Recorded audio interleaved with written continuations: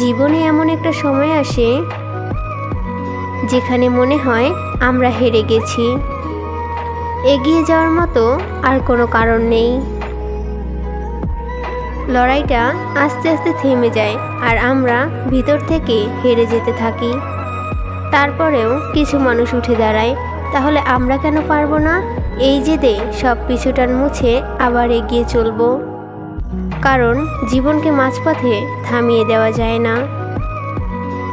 দরকার হলে পথ পরিবর্তন করুন, তবুও হাল ছাড়বেন না কখনো।